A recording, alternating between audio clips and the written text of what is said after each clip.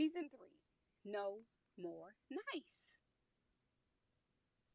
This series is about no more nice. And this episode is entitled When Niceness Becomes Self Abandonment. No more nice. What if many of us were never actually taught kindness, which is a fruit of the Holy Spirit, but instead we were taught self abandonment disguised as holiness, HOLINESS? And what if fear has simply been wearing a holy mask? Because somewhere along the way, many of us have learned a couple of things: how to stay quiet, keep the peace, don't rock the boat, be understanding, be agreeable, be patient, be available, serve, and be nice. Even when our discernment said no, even when our bodies felt exhausted, even when our boundaries were crossed, even when our spirits felt drained because that's how we've been trained, even when our voices became smaller and smaller, trying to keep everyone else comfortable despite being stepped on and being uncomfortable. And the scary part is sometimes niceness looks holy while slowly disconnecting us from ourselves and who we were purposed and called and destined to be. Because peacekeeping is not always about being peaceful, and it doesn't always look like peace. And constantly tolerating what hurts us is not emotional maturity or sacrifice, it's actually immaturity and self sacrifice. And it may actually be self abandonment. So today we're talking about fear wearing a holy mask. And what happens when emotionally agreeable women begin reconnecting with their discernment, their honesty, their spiritual gifts, their boundaries, and what it looks like in real time when we begin practicing the PPT audit and SAC, spontaneous assertive communication. Because maybe healing is not becoming someone new. Maybe our healing journey is finally returning us to ourselves and who God has purposed us to be. So, welcome to Cut to the Chase at 8, H.E.R Circle. H.E.R standing for high performing, empowered, and ready to thrive women who are growing, who are healing, who are reevaluating, and becoming in real time who God has gifted and purposed and called us to be. Hey y'all, I'm Madison Samone Chase, also known as Miss Chase. I was raised by an incredible single mom who is my biggest fan and my BFF, my best friend for real, my bestie. I am a celebrity certified personal trainer, fitness and wellness expert, and sports and entertainment media host. I was born in Fort Worth, raised in Dallas, and built in Los Angeles. I trained at Juilliard with the School of American Ballet in New York City, becoming the world's only three-time ESPN Miss Fitness champion, appearing in over 450 fitness DVDs. And the first of those DVDs was led by celebrity trainer Gunnar Peterson, known for training the Kardashian family. As a certified celebrity personal trainer myself, I've worked with Robert Pattinson of Twilight and Batman, Chris Tucker of Rush Hour, and Amber Riley of Glee, Dancing with the Stars, and The Masked Singer champion.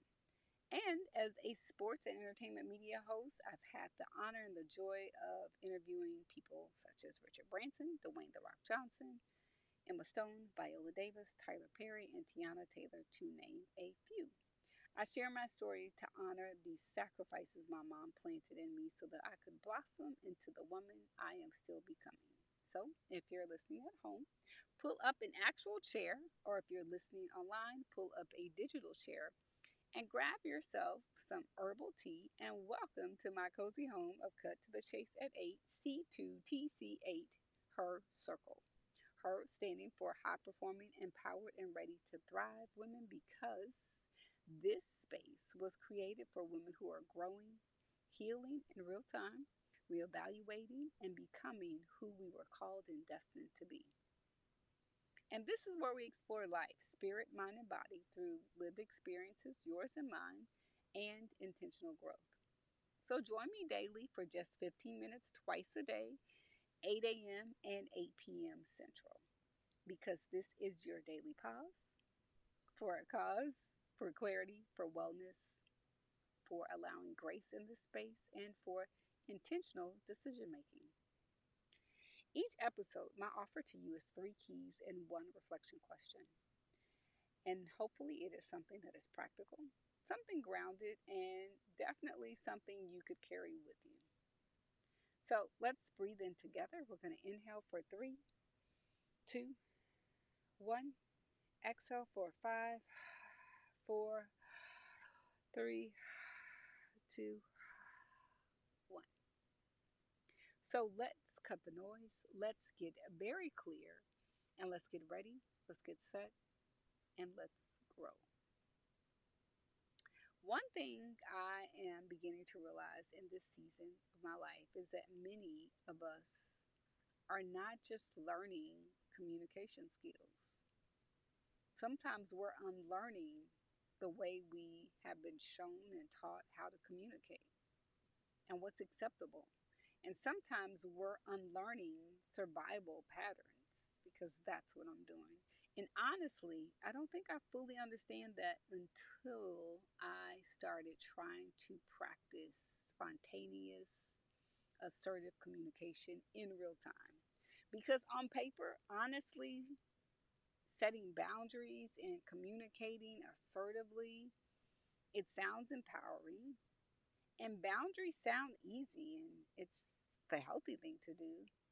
But advocating for ourselves, it sounds freeing. But in real life, it can feel awkward, clunky, uncomfortable, emotionally unfamiliar, and emotionally unsafe because oftentimes people abandon what is unfamiliar to them because they have been so used to you not advocating for yourself, so used to you not speaking up, so used to you not asking questions and not making statements that really set very clear boundaries about how you feel about how or what is happening in real time. And especially when many of us have spent so many years being emotionally agreeable, emotionally having no boundaries, emotionally not standing up for ourselves. And I think that's why Dr. Myles Munroe's sermon affected me so deeply. One line in particular stayed with me. Dr. Munroe said, "Niceness is your fear wearing a holy mask." And honestly, that line right there, it made me stop. Because one of my favorite songs is George Benson, Masquerade. And one of the songs, in that particular song, he says, "Are we really happy here with these lonely games we play? We're lost in a masquerade, searching but not finding, understanding anywhere. We're lost in a masquerade," which is really about people wearing masks. So if people wear masks in everyday life, they really wear masks in a church, oftentimes in a church setting. And so that particular line made me stop in my tracks because I started asking myself how much of what I called being nice was actually kindness and how much of it was fear. And if I had to give myself an 80-20 percentage, I would say 80% of it was being nice and 20% of it is being kind. And it was a fear of disappointing people. It was a fear of abandonment. It was a fear of confrontation. It was a fear of being misunderstood. It was a fear of rejection. It was a fear of being mislabeled. And it was a fear of losing connection when really that connection was performatory, right? It was like people were performative, like it was transactional. And it was the fear of seeming too difficult. It was the fear of not being chosen. It was a lot of those fears. Because somewhere along the way, many of us have learned that to keep the peace, to be understanding, to be patient, to be agreeable, to be available, be accommodating, don't make people uncomfortable. And definitely by no means don't have hard, uncomfortable conversations with people, especially in this council culture, even when our discernment felt unsettled. And one thing I'm realizing now is that peacekeeping and peace are not always the same thing. Because sometimes what looked like peace to me externally was actually internal exhaustion. And the more I started practicing SAC, the more I realized how unfamiliar honest communication can feel when silence, people pleasing, over explaining, emotional suppression, or delayed honesty became more familiar than direct communication. And honestly, I also want to caution what I've learned. When many of us first begin advocating for ourselves and communicating more honestly in real time and setting real boundaries, it may feel really uncomfortable, not only for us, but for the people around us too, especially if they become accustomed to a version of you that's always agreeable, that's always understanding, that's always emotionally available, that's always accommodating or easygoing, and never really standing firm in your decision and never really saying, no, that is not true. Because growth shifts relationships dynamics. And sometimes the old version of us was easier to access, but not healthier to sustain. And this realization has been extremely difficult for me.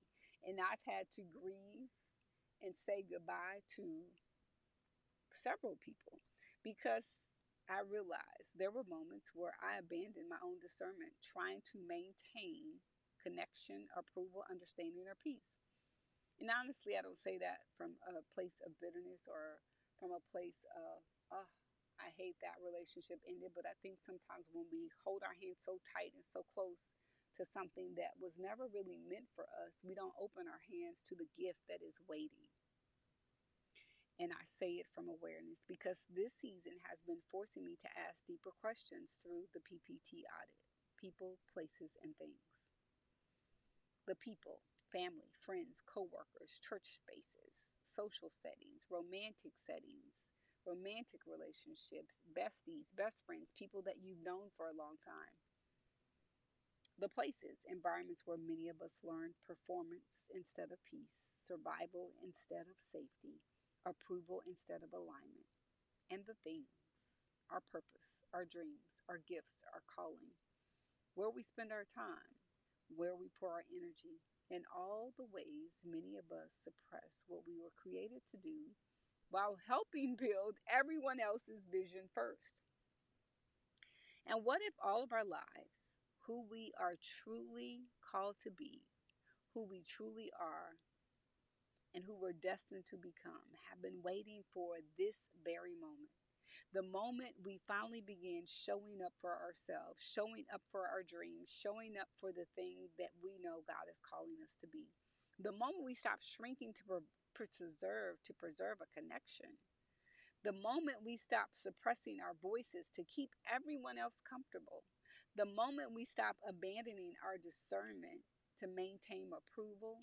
The moment we stop worrying about what people are going to say because we had a disagreeable, uncomfortable conversation with someone, we stop caring about those connections that were never really meant for us. And the things that and those people and those conversations that really have been truly draining you. And if you took a back and you peel back that onion, you would see that it's been making you cry for a very long time.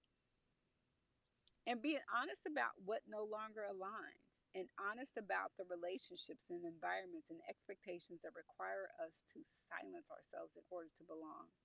Because maybe healing is not becoming someone new.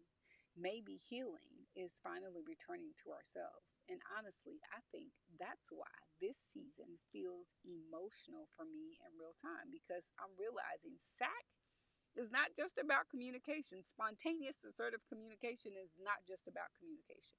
It's unlearning a survival pattern that I've had, that I've watched people around me do, from my great grandmother to my grandmother to my mother. I've watched them do that. And so I innately learned that.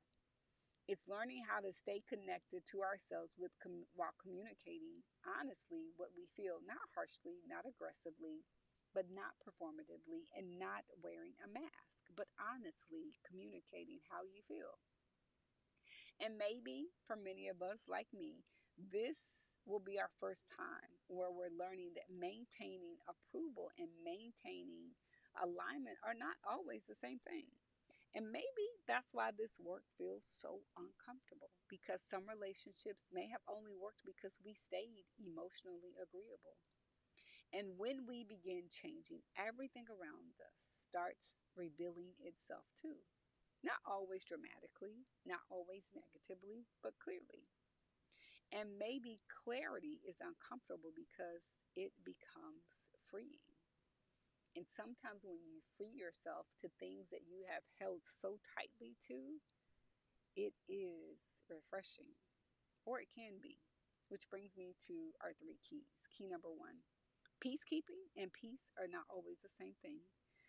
Sometimes what appears peaceful externally may actually be internal chaos, exhaustion, suppressed discernment, delayed honesty, or emotional self erasure.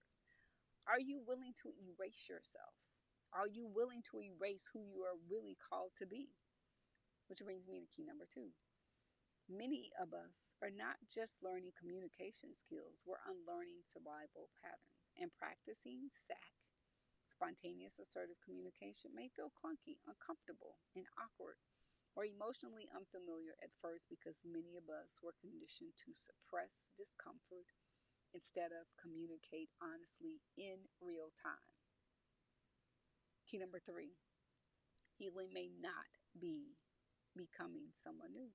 Healing may be finally returning to ourselves after years of shrinking, overextending, people pleasing, over explaining, and abandoning our alignment in order to maintain connection, approval, or belonging.